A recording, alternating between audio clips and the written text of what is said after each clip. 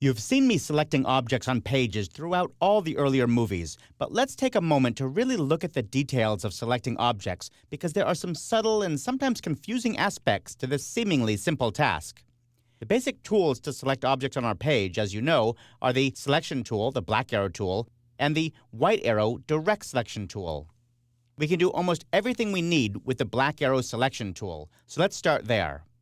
You know that you can select objects, and you know you can select more than one object at a time by shift-clicking. You can also select objects by dragging over an area. I'll click out here on the pasteboard to deselect all of that. I'll just drag over this area here, and you'll see that anything that this marquee touches is selected. In some cases, objects get a solid selection line with corner handles. In other cases, you'll see dashed lines. The dashed lines means that these are groups, and I'll be covering groups in a later chapter. I can select everything on my spread, no matter how many pages are on that spread, everything by pressing Command-A or Control-A on Windows. That selects all the objects on this spread. You'll notice that some of these objects are colored red and some are colored blue. Those colors reflect what layer they're on, and layers too is a subject I'll be covering in a later chapter. If you want to deselect everything on your page, press Command-Shift-A or Control-Shift-A. That's one that you should definitely get into your hands. Just do that a few times and get used to it. That's a really handy one, the ability to deselect everything on your spread with one keyboard shortcut. Now here's something that confuses a lot of InDesign users. If I click on this graphic, it's selected, right? But what if I was really trying to select what's behind that logo, a different image? Well, you can select through one object to an object behind it by holding down the Command key on the Mac or Control key on Windows, and then clicking. I Command or Control clicked once, and it selected through that object to the next object down. I'll hold down Command or Control and click again, and I'll select even behind that to this image in the very back. Command or Control click again, and it goes all the way back to the top because there's no more objects behind that one. I've mentioned in earlier movies the ability to double-click to go inside an object. For example, if I click once on this graphic, it selects the frame. If I double-click on it, it selects the image inside the frame. Double-click again, and it goes back to selecting the frame.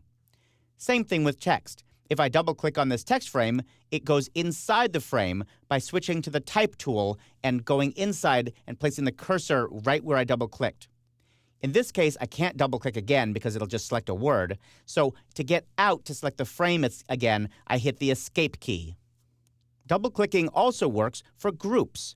If I click over here in this black area, I see that I have selected a group. I'm not sure how many objects there are in that group, but I know that I can go inside it by double-clicking.